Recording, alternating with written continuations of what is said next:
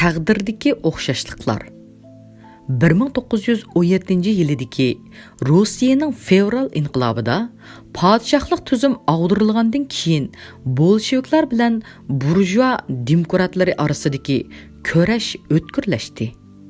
Çar podshoh hukumatining yo'qolishi bu koni imperiyaning yangi hokimiyatini talashadigan turli siyosiy iqimlar va partiyalarni maydonga keltirdi. Bu fursatni g'animat bilgan Edel, ya'ni Volga Oral bo'ylaridan tartib toki O'rta Osiyogacha bo'lgan bepoyon zamondagi Rus mustamlikchisining azobini tortgan xalqlar mustaqillik yo'lini tutib, ilgari keyin turli partiya va siyosiy guruhlarni tashkillantirdi. Oldi bilan Qrimliq İsmail Gasparalning madaniyat gullanish va jiddiychilik ideyasini asos qilgan Balqondan Jungogacha bo'lgan bepoyon zamondagi turkiy xalqlarni bir o'rtaq siyosiy va o'rtaq til sharoitiga uyushtirib, ularning mustahkam ittifoqini shakllantirish ideyasi bilan qurollangan Qrimliq Tatar ziyolilari Yosh Tatar partiyasi nomli siyosiy tashkilot ostiga uyushib, faqat madaniyat ma'rif jihatdan uyg'unishingla bir millat uchun yetarlik emasligini, faqat iqtisodiy va siyosiy jihatdan islohot elib berib, millatlarni bu huquqlardan bahramon qildiganligiga haqiqiy ma'nodagi qutulish va gullanish mumkinchiligi ham kapolati bo'ldiganligini tashviq qildi. Yosh Tatar partiyasi 1917-yili 2-oyda Turkiy xalqlar ichida tunji bo'lib Milliy Firqa partiyasini qurib, hokimiyatni qo'lga olmoqchi bo'ldi. Bu partiya 1917-yili 5-oyda qurultay chaqirib, Qrim Tatar hukumatini qurdi va asosiy qonunni belgiladi. Lekin 1920-yili Sovet Rossiyasi Qrim orolini ishg'ol qilib olib, Tatar millatchilari bilan kommunistlarning birlashishi ostidagi Qrim Sovet Jumhuriyatini qurdi hamda hokimiyatni mustahkamlab olgandan keyin Tatar millatchilarining hammasini degudek jazoladi.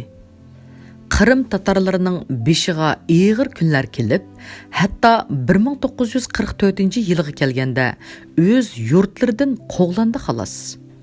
O'xshash bir vaqtda yana Qozonni asos qilgan Volga, ya'ni Edel, Oral bo'ydimi tatarlar va boshqirdlarning milliy uyg'unishi ham siyosiy jihatdan qad ko'tarish harakati jonlangan bo'lsa-mu, lekin tatar boshqirt millatchilari ikki xil fikr iqimiga bo'linib ketdi. Buning biri siyosiy jihatdan birlikka keltirish bo'lib, ularning tarafdorlari birlikka kelgan burjuaziya vakilligidagi Rossiya tavasida qilib, barliq musulmonlarning muxtoriyatini qo'lga keltirishni tashabbus qilsa, yana bir guruh federatsiyachilik fikr iqimiga mansub bo'lib, ular Volga Oral davlatini qurib, uni zimin jihatdan mustaqil qilish, ammo Rossiya bilan yanada federatsiyachilik munosabatini saqlash tashabbusini o'ttirga qo'ydi. Bu guruhga mansub ko'plagan millatchilar keyin Bolsheviklar partiyasiga kirib, Bolsheviklarning yordami orqali o'zlarining g'oyasini amalga oshirmoqchi bo'ldi. Ularning yordamlashishi natijasida 1920-yili 27-mayda Tatariston Sotsialistik Jumhuriyati qurildi. Ammo bu bir qism Tatar ziyolilari kommunistik partiyaga a'zo bo'lgan bilan hech qachon o'zlarining millatchilik ideyasidan voz kechmagan bo'lib, ular Moskvaning o'zlariga bergan siyosiy huquqlardan rozi emasligini ifodalab, partiyaning ichki qismida turkiy xalqlarining davlatchiligini qaytadan tuzish masalasida talash tortishlarni qanot yoydirdi. Mirsaid Sultan G'aliyev rahbarligidagi Tatar millatchilari Edel, Oral, O'zbekiston, Turkmaniston, Qozog'iston va Qirg'izistonni o'z ichiga olgan keng turkiy musulmonlar joylashgan rayonlarni birlikka keltirib, Turan dövlətini qurishni, shuningdek yana bu rayondagi barliq musulmonlarga vakillik qiladigan o'z oldiga musulmon kommunistlar partiyasini qurib, sotsializm dunyosini Turkiy musulmonlarning o'ziga xos madaniyatiga ega ishkanligini, shuning uchun uning o'z oldiga Rossiya kommunistlar partiyasidan mustasno bir ayrim partiya bo'lish salohiyatiga loyiq ishkanligini e'tirof qildirishga tirishdi. Afsuski, ularning bu strategiyasimi amalga oshmadi. 1928-yili hokimiyatni to'liq mustahkamlab olgan Moskva Sultan G'aliyev rahbarligidagi mazkur millatchi kommunistlarni biraqli tozalab, nurg'unlagan odamlarni o'limga, surgunga va turmaga mahkum qildi. Sultan G'aliyev ijod qilgan Musulmon kommunistlar partiyasi degan bu g'ayri siyosiy ideologiya suv ustidagi ko'pikdek siyosiy atalg'ular lug'atdan g'oyib bo'ldi. Chunki toki 1924-yilgacha Moskva O'rta Osiyodami musulmon kommunistlari degan atalg'ularni keng ishlatgan edi. Qisqasi, Edil Oral bo'yidagi Moskva bilan o'xshashlikqa va yoki qisman farqlarga ega bo'lgan tatar boshqirt millatchilarining har xil shakl va har xil usuldagi, shuningdek har xil fikr iqimidagi harakatlarining hammasi Sovet ittifoqining dushmani deb qaralib, zarba berish obyekti bo'ldi. Shuningga o'xshashla Char podshoh hokimiyatining yimirilishi G'arbiy Turkistonga ozodlik ishonchini elib keldi. Yosh turklar partiyasining ta'sirini olgan.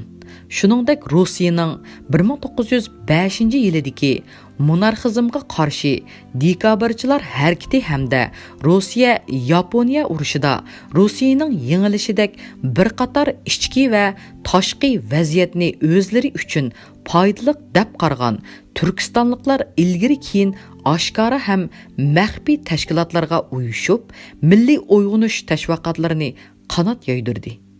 Hamda Yosh Buxoroliklar partiyasi, Yosh Xilviliklar partiyasini qurdi.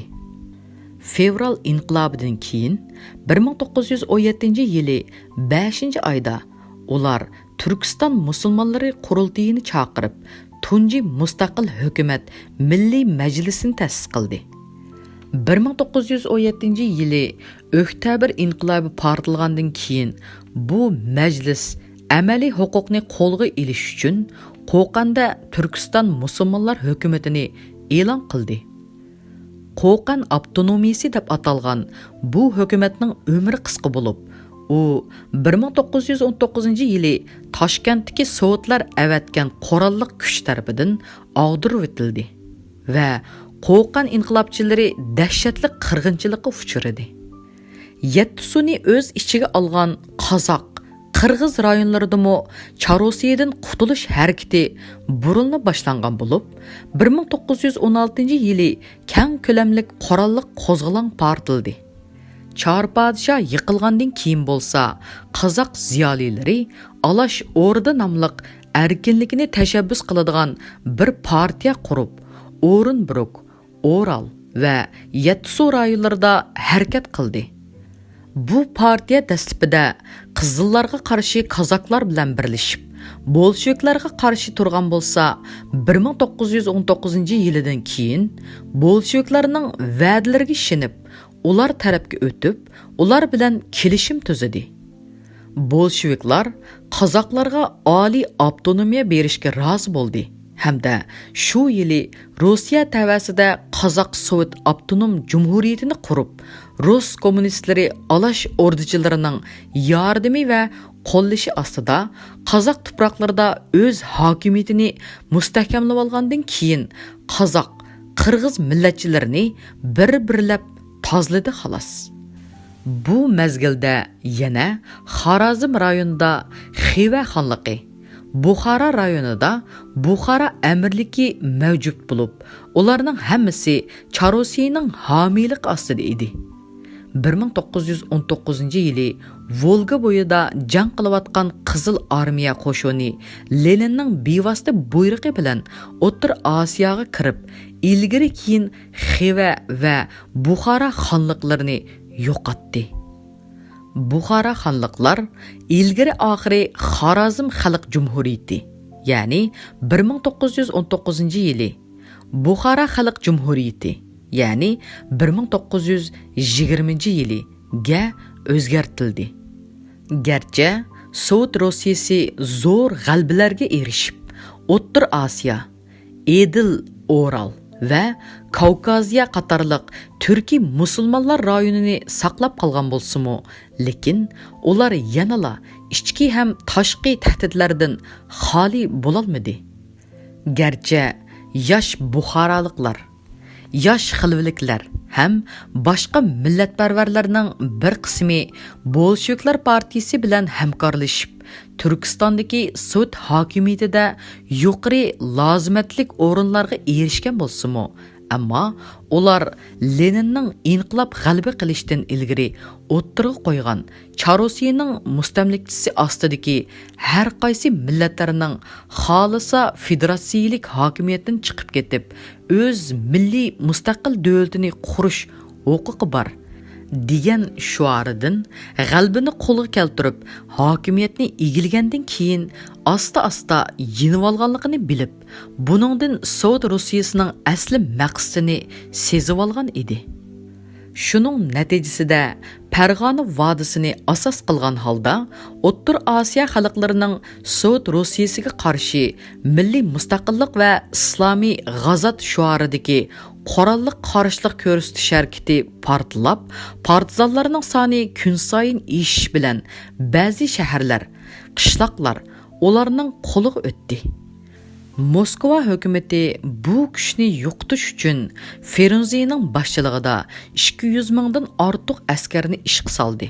Demak, atalmish bosmachilar harakati hamda Edil, Oral va O'rta Osiyodagi turk millatparvarlik iddialarining kuchayotganligini nazarga olgan Lenin Rossiyasi 1919-yili Toshkentni markaz qilib, Turkiston Sovet Avtonom Jumhuriyatini qurish usuli bilan turkchilik fikirdagilarni qaymoqtirish taktikasini qo'llandi. Oxirida vaziyatni o'ngshab bo'lgandan keyin Turkiston Avtonom Jumhuriyatini amaldan qoldirib, yerlik millat rahbarlari va ziyolilarining noroziligi qaramasdan Turkistonni parchalab 1924-yildan boshlab toki 1936-yilgacha O'zbekiston, Qirg'iziston, Tojikiston, Qozog'iston, Turkmaniston ittifoqdosh jumhuriyatlarini barpo qilib, buni O'rta Osiyoda milliy chegaralarni ayirish va milliy jumhuriyatlarni qurish siyosati deb atadi. Shuningdek, Turkiston iborasini cheklab, uning o'rniga O'rta Osiyo atalg'usini umumlashtirdi hamda umumiy yuzlik panturkizmga qarshi harakat boshladi. Lenin boshchiligidagi Sovet Rossiyasi butun sobiq Char podsho mustamliklarini to'liq idora ostiga elib, bu joylarda yerlik xalqlarning milliy siyosiy huquqlari e'tirof qilingandek holatni bildiradigan turlik avtonomiylik jumhuriyatlarni qurib, huquqni Moskvaga markazlashtirish bilan birga yana butun dunyo yuzida proletariat inqilobi shuari, ezilgan xalqlarni ozod qilish shuari ostida Sharqi Turkistonning taqdiri masalasiga ko'ngil bo'ldi. Biroq dastlabida bu joyda inqilob qo'zg'ashni muvaffaq topgan Sovet Rossiyasi hukumati 3-internatsionalning boshlig'i Zozungtangning Qashqariya Jungariya Jumhuriyatini qurish loyisini 1921-yili maxsus komissiya tashkillab muzokara qilish orqali bekor qilib, bu plandan voz kechdi hamda Uyg'urlar ittifoqining faoliyatlarini chekladi. Bu qarorga Lenin bevosita aralashgan edi. Umuman 1917-yildan e'tiboran Yettisu'ni o'z ichiga olgan O'rta Osiyodagi Uyg'urlar orasida o'zlarining kelgusi ozodligini ta'min etishni maqsad qiladigan siyosiy harakatlar paydo bo'ldi va kun sayin kuchaydi. Uyg'urlar O'rta Osiyo xalqlarining jumladan dunyo turk xalqlarining bir qismi bo'lish sifati bilan Yevro Osiyo miqyosida davomlashgan barliq Turkiy xalqlarining ozodlik kurashlari qatoridan o'rin olib, o'zlarining istiqbolini belgilashning turli yo'llarini va usullarini izladi. Uyg'urlar 20-asrning boshlarida maydonga kelgan va kuchayishiga qarab yuzlangan ham xaroblashgan turli siyosiy, ijtimoiy va madaniyat ideologiyalari, masalan, kommunizm, turkchilik, islom gullanish, milliy ozodlik va jadichilik ham boshqalarning hammasini dugudek har xil saviyada o'z turmushiga ilib kirib, ularni milliy hurlik kurashlari uchun xizmat qildirdi. Gerçi bu ideyalar Uyg'ur jamiyatida o'z ara o'rnini topgan bo'lsa-mu, biroq u o'z ara kurashlarga ma'lum darajada sabab bo'ldi. Her qaysi ideyalarning targ'ibotchilari o'zlari ishongan yo'l bilan o'z millatining ozodligini qo'lga keltirgili bo'ladi deb qarag'achqa, o'zlarining bu ideyalarga sodiq bo'ldi.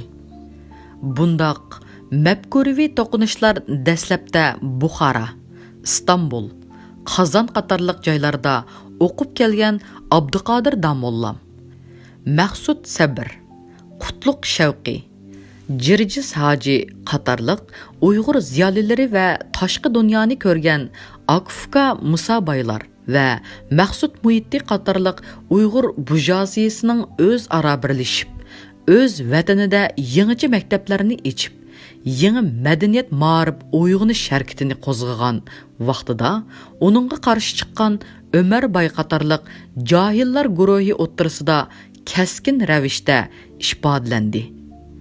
Yang Zingshin qatorliq militaristlar Uyg'urlarning ichki qismidagi bu yangi madaniyat va yangi ongning himoyachilari bilan johillar guruhi ostidagi kurashdan apchillik bilan foydalandi hamda uni texmo ulg'aytdi.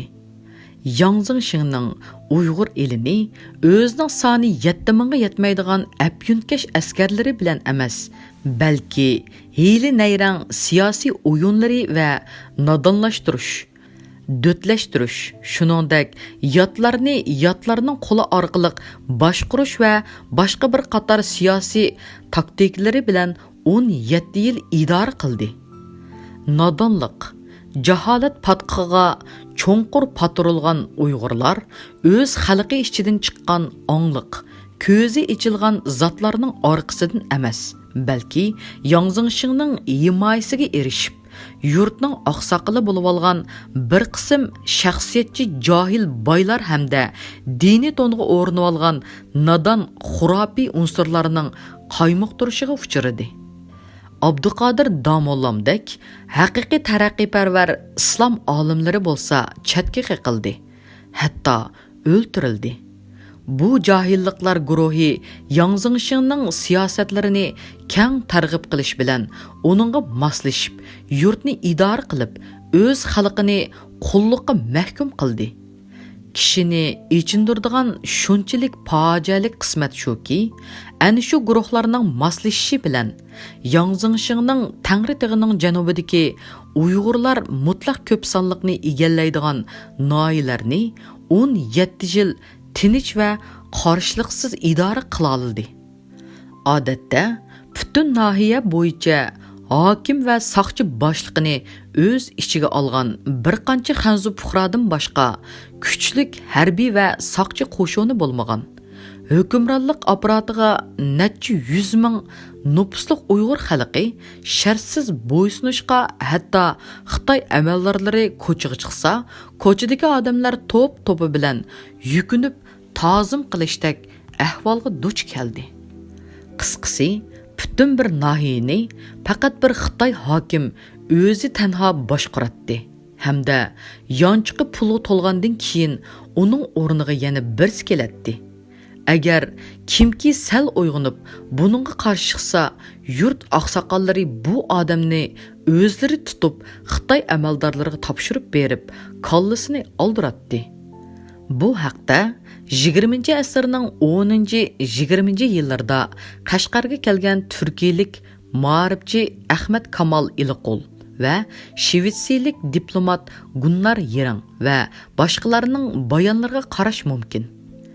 Qo'shni O'rta Osiyoda bo'lsa, 20-asrning boshlarida maydonga kelgan Chorosiyaning og'dirilishidan foydalanib, Uyg'urlarning ozodligini ta'min etmoqchi bo'lgan Taranchi Tungan komitetining boshlig'i Uyg'ur ziyolisi Husayn Taranov va uning agashkuchilari bilan bolsheviklarning va'dasiga ishinib, ularning yordami orqali Uyg'uriston Jumhuriyatini tashkillashni g'oya qiladigan Abdulla Ro'z Baqiyevichlar bir maydon ko'rashni boshlavatdi. Uningdan keyin bo'lsa, Yetsu va Farg'ona vodisidagi Uyg'urlar orasida bir qancha yil Taranchi Qashqarlik Jedili, ya'ni bu ikki shivining qaysisini Uyg'ur adabiy tili qilish masalasiga munosabatlik Taranchilar bilan Uyg'urlarning bir millatga tavalligi masalasi haqida keskin munozara davomlashdi. 1934-yili bo'lsa, bu jidaldan Shinsay foydalanib, Taranchilarni Uyg'urlardan ayirib chiqib, boshqa millat qilib bekitdi. Uyg'urlar bilan O'rta Osiyo va Idil Oral bo'yidagi Turkiy qarindosh xalqlarining milliy ozodligini qo'lga keltirish yo'llari jarayonida duchor bo'lgan o'xshash taqdirning yana bir tarafi ularning milliy ozodligini qo'lga keltirishdagi yo'l va usul jihatdagi fikr o'xshashmasligi bilan bir qancha qarma-qarshi guruhlarga bo'linib ketib, o'z raqiblariga fursat yaratib berishni ifodalab qolmasdan, balki doim o'zlari qarshi turadigan hukmronlar bilan birlashishdek sulhchilik yo'lini tutgan guruhlarning oqibatining texmo fojialik bo'lishidir. Yuqorida aytilganidek, Rossiya bolsheviklari o'zbek, qirg'iz, qozoq, tatar va boshqurt ham azari qatorli xalqlarining ichidagi sulhchilik fikridagi guruhlarni qo'lga keltirib, ular bilan hamkorlashib, ularning qo'li orqali boshqa qat'iylik tarafdorlariga zarba berdi. Ammo hokimiyatni to'liq idora qilgandan keyin o'zlari bilan hamkorlashgan guruhlarning vakillarini birma-bir jazolagan edi. Uyg'urlarning 1912-yilidagi Tömür xalifidan boshlangan 20-asr inqiloblarimi dal shundoq ahvolga duch kelgan bo'lib, 30-yillardagi Xo'janiyaz Hojim, 40-yillardagi Ahmadjon Qosimi, Mas'ud Sabri qatorliq 3 apandilar va uningdan keyingi ko'plagan kishilarning taqdirini misol qilish mumkin. Her qaysi iqimga mansub Uyg'ur inqilobchilari toki 1949-yilgacha o'zlari ishongan va e'tiqod qiladigan yo'llarini Uyg'ur milliy ozodlik harakatiga tavsiya qilish jarayonida bir-birini inkor qilgan bo'lsa-mu, ammo mayli turkchilik ideyasini asosiy qurol qilgan Junhua Mingu hukumatiga tayinib, Uyg'urlarning oliy muxtoriyatini qo'lga keltirmoqchi bo'lgan 3 apandi boshliq konservativlar bo'lsin va yoki Ahmadjon Qosimi qatorliq ruslarning yordami orqali milliy ozodlikni qo'lga keltirishni tashabbus qiladigan radikallar bo'lsin va yoki bu ikki iddiyaning hech qaysisiga qo'shilmay o'tir yo'lni tanlagan Abdul Aziz Xon Mahsum qatorliqlar bo'lsin, har biri ularning hammasi fojialik qismatga duchor bo'ldi. Albatta, bu Uyg'ur millatining ojizligi emas edi. Balki bu Uyg'urlarning ayni vaqtdagi talash huquqidan bahramand bo'lishga intilish, xalqaro siyosiy iqimlarni va vaziyatni tadqiq qilishdan chiqargan xulosalari edi.